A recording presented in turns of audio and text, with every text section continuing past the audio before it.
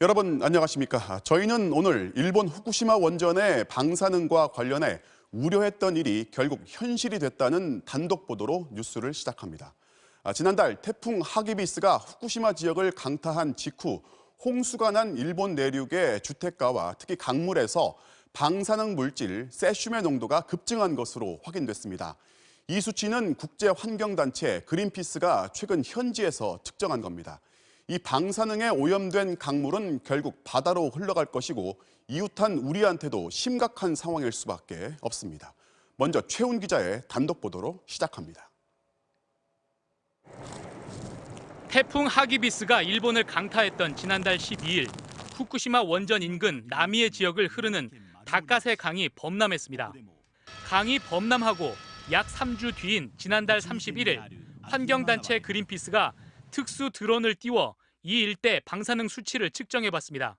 측정 결과 강 위쪽에서 깜짝 놀랄 정도로 고농도의 방사능 물질이 확인됐습니다.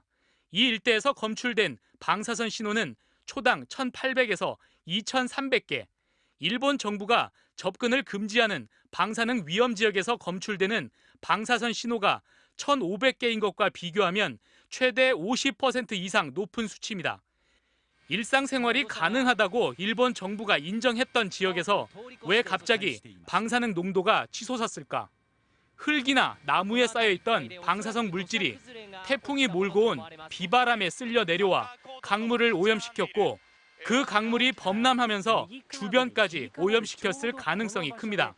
실제로 이번에 근처 숲에서 측정한 방사능 농도는 시간당 9마이크로시버트로 강물 범람이 있기 전인 2017년보다 3배 이상 높았습니다.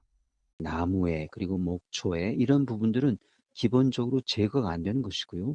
적어도 8년 지났지만 앞으로 22년 이상 갈 때까지는 그대로 있는 겁니다.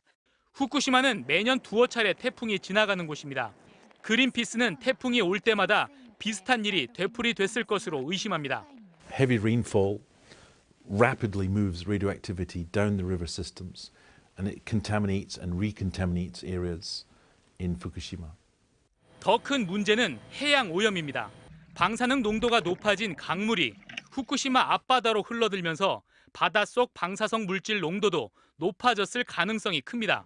실제로 후쿠시마 앞바다와 맞닿은 아부쿠마 강 하구에서 이번 태풍 이후 확인된 세슘 농도는 3년 전보다 최소 5배 이상 올라간 것으로 확인됐습니다. MBC 뉴스 최훈입니다.